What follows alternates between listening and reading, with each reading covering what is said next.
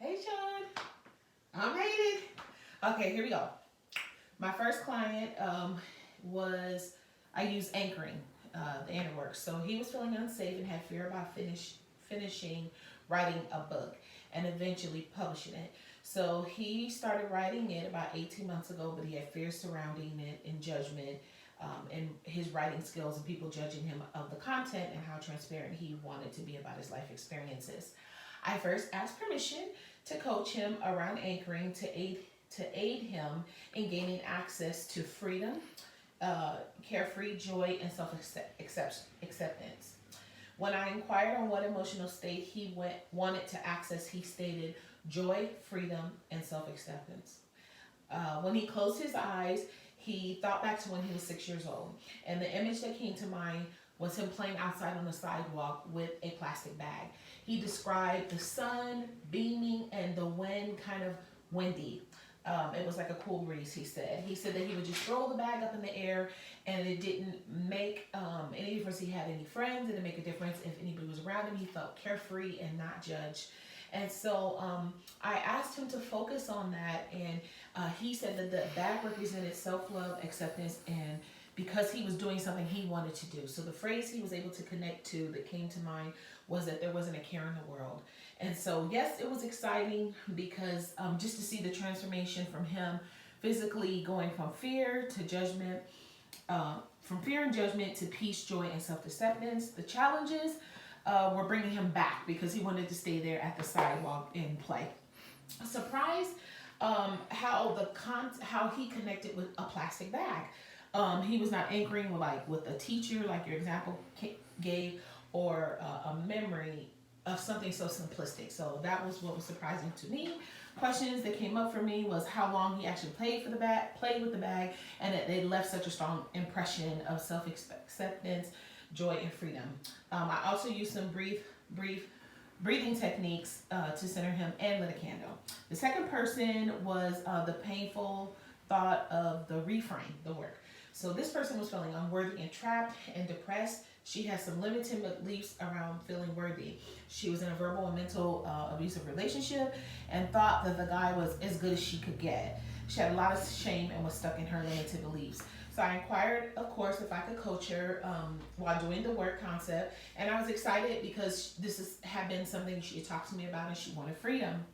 I feel like I'm talking real fast, but anyway, these emotions that she had in past relationships as well.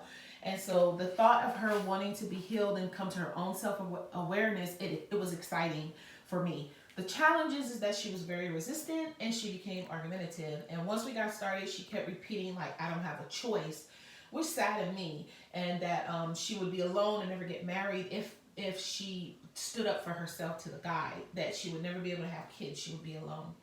And so based on her behavior, she based his behavior because of the way she responded, by her actions. She responded. So she acknowledged the shame and the guilt that she felt, but she could not grasp like the personal loss, and what it would cost for her to walk away from from the relationship. What surprised me was how the limited belief just stuck. How she was stuck in her emotional belief. She did disclose that her father had extramarital affairs, and she knew that he had other children that are older and younger than her. And so when I invited her to think maybe there was a connection there, she was upset about it. And so the question I have for you is, so that was the challenge. But the question I have for you is, did her father's extramarital affairs have an impact on her limited beliefs that she denied so strongly? The next one was voicing the emotion. I utilized voicing the emotion with this client. This client was upset. Her breathing was shallow and short, and I invited her to coach her, and she obliged. So I started with breathing techniques to slow down the breathing. I had her say, I come fully to the present, and then breathe in 5 times and release, and say, I release and let everything go. And so then she said that I was excited for me. God, I'm talking fast. Okay. I'm nervous. I'm sorry. Okay.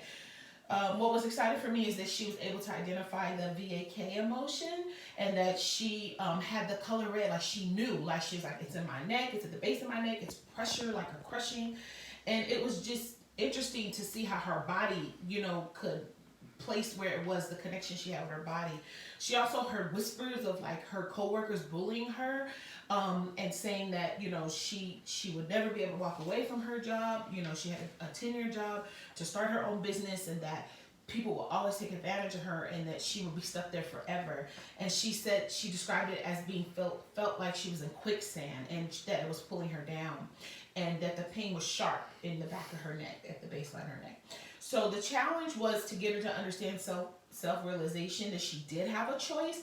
That was another thing too, that I noticed, that the other person, like, they were very strong in their conviction of not feeling like they had a choice. So she thought that the coworkers would always take her ideas and take advantage of her, and she wouldn't be able to branch off on her own. I was surprised when it was like, at some point she reflected, because we talked about, I did a reframe on choice, and she said, I can't choose. And she started to cry.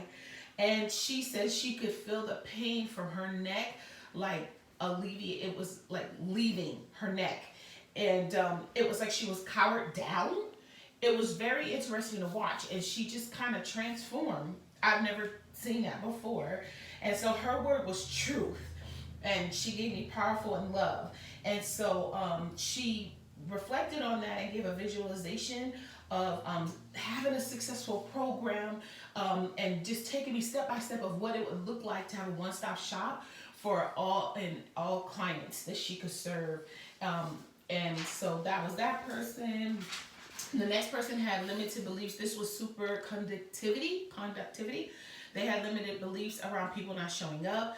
The origin for this person was abandonment from her mother. Her mom had her panhandle till the time she was 6 to about 12, 14 years old. So she had a lot of anger. But she was able to visualize a black and white still frames of her being outside, panhandling, people saying no, her being at school with the same dirty clothes, like she could fully see it all. She felt responsible for her mom, so she said that because she could not show up for her mom's habit and also money for her siblings, she became a people pleaser, and she equated her not making enough money meant that she wasn't trying hard enough, she wasn't good enough. And so what was exciting to see her come to that truth, she identified that her mother's opinion was her mom's truth, not hers, but it was challenging because she was aggressive when I presented choice of her feeling like she had a support system because she had a lot of suspicion around people. She also became somewhat of a codependent with me, and she did not respect boundaries. So she would call me like different times of the day, and it wasn't on just like outside of the time that I told her she could call. And so and it exceeded 30 minutes, way past the 30 minutes you suggest. So I thought, this is a question, I thought I worked on boundaries, healthy boundary setting, but clearly it came up again because I was triggered. So the question I have for you is, I thought that she was able to see with her mom, by her identifying her mom's opinion, but she couldn't see how she exhibited the same behaviors. So like the anger and the transference and the abuse and the verbal abuse. So how would you close up a session and leave the client in peace and they feel heard and complete? So the last person, Cartesian coordinates. So this person, they felt challenged because their ability to go on live on Facebook. She was an older woman. She has a publishing company for books, and she was a retired editor for Los Angeles Times. But with everything changing in the world, she felt kind of lost with keeping up with social media. So there were some insecurities about physical appearance and specifically like her teeth. So she didn't want to get on camera. And so it was on a brisk walk. We were taking this walk and having this conversation, this coaching session, and she opened up how she wanted to grow and learn. And that was probably like one of the most exciting things for me, is because this person is like 71 years old, and she said, I want to grow, I can learn from everybody. And I never had anybody, like my granny is 90 years old, and she's very like stuck in the 30s. And so This is a person who's lively, and so it was very interesting to see and refreshing to see someone of, you know, her age and just wanting to grow. So I didn't have any challenges with her. She was actually a very good client, like the other person, and so she was unable to get stuck because when I started doing the questions, she immediately could identify, like, if I don't do it, then it's not going to get done. So she became very certain for a yes for her, and I was surprised. So my question is, do you think the walk, because we were walking on the track, do you think that helped her get to a yes, you know, within herself? So by the way, she has Willa Wisdom Wednesdays. Willa Wisdom Wednesdays. So she's on Facebook, and she gives about 3 tips to new or potential authors. And so that is it. So she's able to show up for her business and go live, and that was nice. But thank you so much. I hope this is what you want, and I'll see you in August.